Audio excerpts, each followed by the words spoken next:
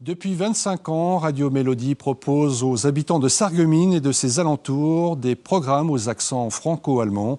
Cette radio est écoutée par 35 000 auditeurs chaque jour en Moselle-Est. Un portrait signé Oriane Vallot.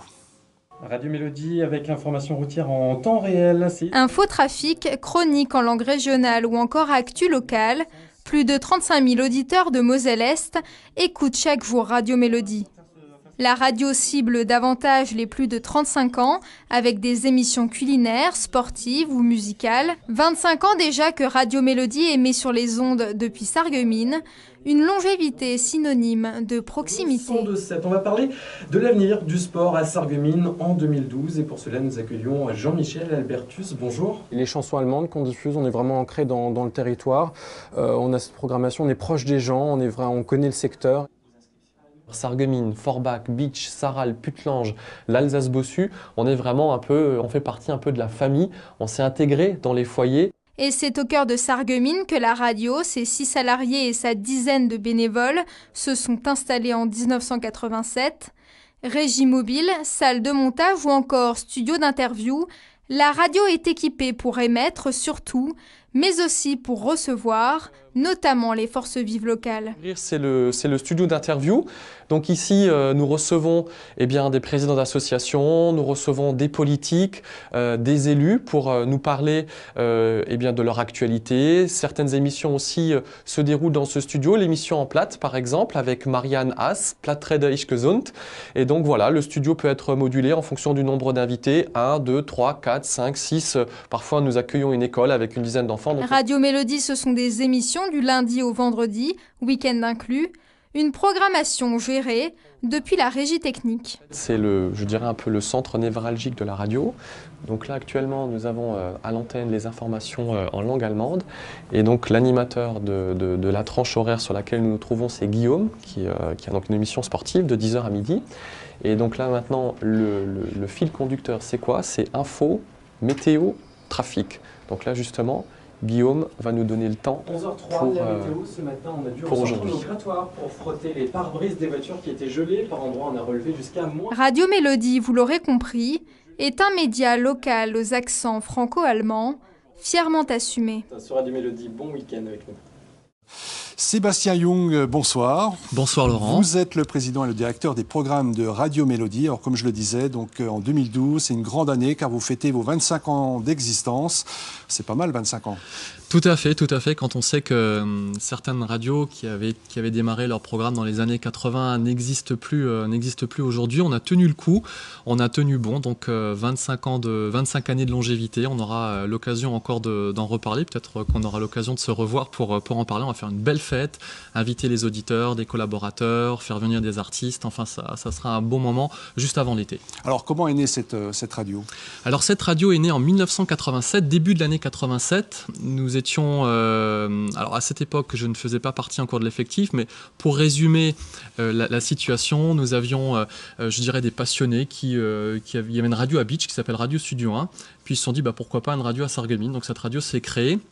Et très vite, ils se sont rendus compte que une radio, ça coûte un peu d'argent, et puis ils voulaient baisser les bras.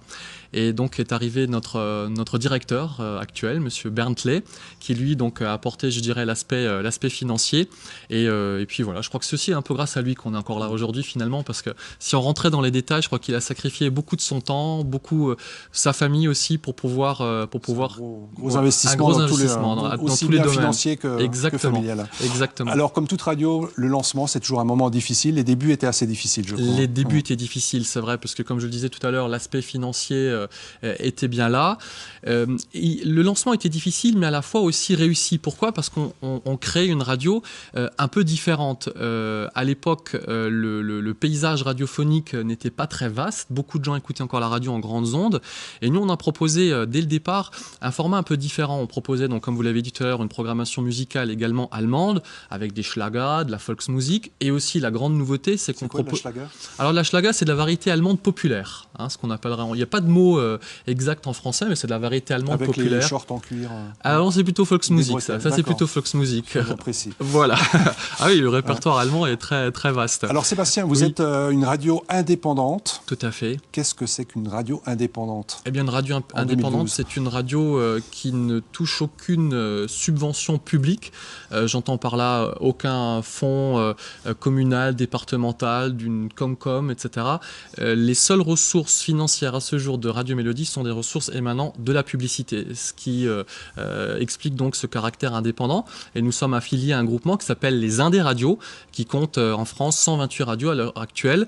Beau groupement et puis belle force aussi pour toutes ces radios indépendantes. Alors justement, ces 128 radios, c'est quoi? Ça marche avec des échanges de programmes? Voilà, comment ça fonctionne? En fait, chacun garde justement son caractère d'indépendance. Chaque radio garde son caractère d'indépendance.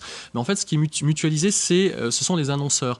En fait, ces 126 radios, elles sont commercialisées par la première chaîne française, département publicité. Et donc, ce qui mutualise, ce qui regroupe ces 126 radios, c'est l'offre de publicité, en fait, que chaque radio va diffuser. Mais chaque radio garde quand même son indépendance. Chaque radio peut faire ses programmes. Bien évidemment, ce qui est mutualisé aussi, ce sont des formations, des orientations en termes de programmation musicale. Là aussi, c'est très intéressant d'avoir ce soutien de la part du groupement. Alors, une des particularités, Sarreguemines est proche de l'Allemagne, donc vous avez des programmes en allemand et des programmes en plate aussi. Des programmes en plate, donc là aujourd'hui, nous sommes lundi, ce matin, de 9h30 à 10h. Nous avions notre chroniqueuse, Marianne Haas, qui est, je dirais, la spécialiste du plate sur notre secteur. Et je crois que c'est important. Pourquoi? Parce que quand on va voir une population, un peuple, eh bien, je crois que c'est quand même important de parler leur langue. Et il se trouve que sur le secteur de Sarreguemines, Forbach, Puttelange, le Pays de Bitche, l'Alsace-Bossu, eh bien, ce plate est encore bien implanté. Je crois qu'il suffit de se promener sur le marché de Sarreguemines le mardi matin, on s'en rend compte, on entend encore beaucoup de populations s'exprimer en plate. Et je crois que quand on est un média de proximité, on se doit aussi de parler la langue de chez nous, de chez soi. Justement, cette émission en plate, elle est relativement bien suivie, bien écoutée par effectivement, par vous savez, on fait de nombreuses animations sur le terrain, commerciales, fêtes de village. Et Laurent, je peux vous dire que systématiquement, les auditeurs, lorsqu'ils viennent nous voir, nous disent « Ah, c'est bien quand vous parlez le plate, au moins on s'y retrouve et ce sont des émissions qu'on aime bien. » Donc effectivement, l'émission en plate est fort bien suivie. C'est une façon aussi de perpétuer cette langue. Effectivement, parce que de nombreuses années, on en parlait encore ce matin avec Joseph Feistauer qui était notre invité, on pensait que effectivement c'était une langue qui était en perte de vitesse. Et j'ai le sentiment que ces dernières années, avec de nombreux rendez-vous comme le Festival Mire et de Plate à Sarreguemines, eh bien on a le sentiment que cette langue n'est pas du tout en perte de vitesse et qu'il y a un nouvel élan. Et moi je dis c'est tant mieux, parce que finalement c'est tellement beau de parler de ses racines dans la langue finalement aussi de ses parents, de ses grands-parents. Je crois qu'il faut qu'on perpétue ce plate. Alors Radio Mélodie, c'est 35 000 auditeurs chaque jour, vous émettez 100 km à peu près 85 km autour de Sarreguemines, 15 bénévoles, vous diffusez 24 heures sur 24, vous avez un site internet, on en parlera juste dans quelques instants. Au niveau des programmes, il y a vraiment des programmes pour tous. On a essayé de se poser la question parce que pourquoi aussi des programmes pour tous? Au départ, la radio n'était qu'une radio musicale. Par musicale, j'entends jukebox. Aujourd'hui, avec toutes les nouvelles technologies, on peut, grâce aux différents supports, entendre de la musique. Et je crois qu'il faut apporter aujourd'hui une valeur ajoutée supplémentaire. Alors, la toute première émission, je crois que c'est-à-dire l'émission en plate, une nouvelle chronique qu'on a apportée pour diversifier les programmes, puis la cuisine, puis un rendez-vous culturel. Et au fil des années, c'est vrai que l'offre de chroniques et de petits rendez-vous comme ça, a augmenté. On a le sport. Là, les nouvelles chroniques de cette année sont par exemple une chronique vétérinaire qui s'appelle le magazine de vos animaux de compagnie, parce qu'on s'est rendu compte que finalement beaucoup de Français ont chez soi un animal, un chien, un chat, etc. Donc c'est important de s'intéresser à eux. Alors il y a du jardin, il y a bien-être santé, une rubrique automobile, une rubrique sportive, etc. C'est vraiment très, très diversifié et très, très vaste. Et une des tranches peut-être les plus écoutées, c'est l'information.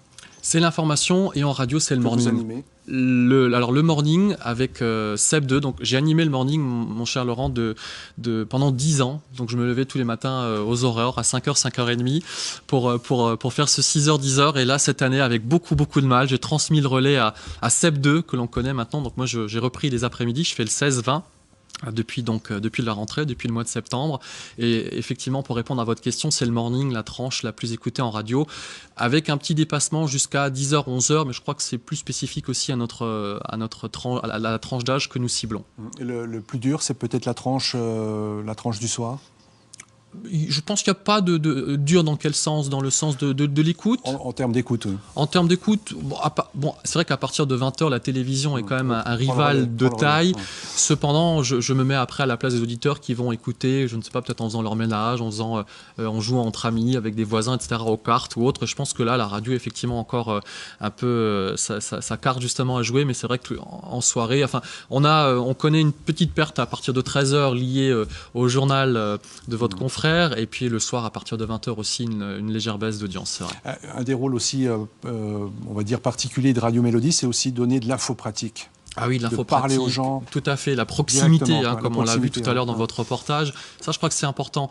Depuis quelques années maintenant, nous faisons ce qu'on appelle l'infotrafic. Donc l'infotrafic, c'est dire attention, voilà, il y a un ralentissement là en venant tout à l'heure sur l'autoroute A4. Eh bien, des auditeurs avaient appelé la radio pour leur dire attention, il y a un ralentissement à cet endroit-là. Je pense aux conditions météo assez désavantageuses de l'année dernière. La neige, attention, cet axe est bloqué. Je crois que ça fait partie aussi du rôle d'un média et d'une radio en l'occurrence. Alors à Sarreguemines, il y a aussi une télé qui s'appelle Mosaïque TV. Vous êtes complémentaires? Tout à fait. C'est vrai qu'avec Francis Hoffman et son équipe, on a de bons rapports. Je sais que notre journaliste Guillaume Ondrener, que vous avez vu tout à l'heure dans le reportage, échange régulièrement aussi avec leur rédaction, des échanges de sons, de reportages aussi. C'est vrai qu'il y a une belle collaboration entre Mosaïque et nous. Vous avez 2 fréquences, une sur Sarreguemines et une sur Forbach. On va peut-être les rappeler. Eh bien, écoutez, tout à fait, Laurent. C'est vrai que c'était une belle surprise. Le Conseil supérieur de l'audiovisuel a lancé un appel à candidature donc en Alsace-Moselle, en Alsace-Lorraine récemment. Nous avons postulé pour cette fréquence de Forbach, puisqu'historiquement, c'est vrai qu'on nous recevait à Forbach, mais mal, ça grattait. Puis on sait que l'auditeur, quand les conditions de réception ne sont pas bonnes, a tendance à zapper. Donc on a fait une étude et le CSA a validé cette fréquence, donc on est vraiment très fiers. Donc 102.7 à Sarreguemines et 102.9 sur le bassin houillé, donc à Forbach. Il vous arrive parfois de faire des émissions à l'extérieur, d'aller à la rencontre des auditeurs Alors oui, effectivement, tout à fait. C'est vrai que le week-end, souvent, nous avons donc une régie mobile que nous avons vue dans votre reportage tout à l'heure, qui nous permet de faire ces émissions donc en direct d'un point donné. Je pense par exemple à la Saint-Paul à Sarreguemines. Nous avons été récemment aussi au jardin Furetier de Laconixie, puisque Pascal Garbe anime une émission. Voilà, également, donc chez nous, et nous sommes allés le voir à plusieurs reprises, et c'est vrai que c'est un bonheur aussi d'aller à la rencontre des auditeurs et du public. Alors tout à l'heure, on parlait du site internet, on connaît l'importance des sites internet pour les différents médias. C'est une vitrine sur la radio. Et oui, je dirais même plus un complément. Vous savez, on se rend compte qu'aujourd'hui, prenons l'exemple du Plat. Tiens, c'est vrai que le Plat est un bon exemple. Avec Marianne, bien évidemment, on entend cette émission à la radio, mais peut-être que vous, lundi matin à 9h30, eh bien, vous êtes au travail. Eh bien, les auditeurs pourront, ce soir en rentrant après votre émission, vous connecter sur notre site grâce au podcast. Vous pouvez la réécouter. L'émission culinaire, c'est la même chose. En radio, on va donner des ingrédients, mais le site internet va apporter cette complémentarité. On va pouvoir télécharger la recette et la retrouver donc chez soi très facilement. C'est vrai qu'aujourd'hui, tout média, je pense, doit avoir un site internet. Quand on voit aussi l'importance des réseaux sociaux, on se rend compte qu'effectivement le média internet a une place importante. Comment vous expliquez cet attrait du public pour les médias de proximité ? Eh bien, comme je le disais tout à l'heure, vous savez, Laurent, si vous me permettez, je prendrai aussi votre exemple. Vous êtes une chaîne aussi relativement neuve, mais parce que vous êtes d'ici, parce que vous êtes de Metz, parce qu'on est de Sarreguemines, eh bien, on a envie de savoir ce qui se passe chez soi. Souvent, quand on rencontre nos auditeurs, eh bien, ils nous disent, moi, j'aime écouter Radio Mélodie parce que je sais ce qui se passe à Sarreguemines, à Bitche, à Sarralbe, à Diemringen, pour reprendre une ville aussi de l'Alsace-Bossu. Et je crois que c'est ça, il faut parler, il faut garder cette notion de proximité. C'est vraiment très important. C'est très important. On parlait tout à l'heure de la publicité, du sponsoring. Vous arrivez à équilibrer votre budget pour une radio indépendante? En toute sincérité, de 1987 à 1997, je repense à notre ami Bernd, je sais que les ressources financières ne suffisaient pas. Depuis 97 et depuis cette adhésion donc à ce groupement les Indés Radio, alors ça nous apporte déjà une rentrée d'argent supplémentaire, mais je peux dire aujourd'hui le budget est à l'équilibre mais à l'équilibre juste, l'équilibre juste. Au niveau du matériel, tout est numérique? Alors, la radio numérique est un vaste sujet. Alors, mon avis, c'est que j'aimerais que ça se fasse, bien évidemment. J'aimerais que ça se fasse. Mais voilà plus d'une dizaine d'années que je me rends à Paris. Notre syndicat s'appelle le CIRTI. Et cela fait déjà une dizaine d'années que je me rends à Paris pour de multiples réunions sur la radio numérique. Alors j'espère qu'elle se fera. Pour moi, on est je l'ai dit également à vos confrères de Mosaïque, pour moi on est un train en retard. Je pense que l'avenir, ça sera la radio IP. Je m'explique, la radio IP c'est quoi? C'est la possibilité d'écouter la radio via vos téléphones, vos smartphones, et de pouvoir demain, pourquoi pas l'intégrer dans une façade d'autoradio et suivre Radio Mélodie par exemple sur un trajet d'autoroute, parce que je pense que là aussi les réseaux de téléphonie vont se densifier. Alors, je souhaite qu'elle se fasse. Bien sûr, si la radio numérique, la RNT est lancée, eh bien, on y sera.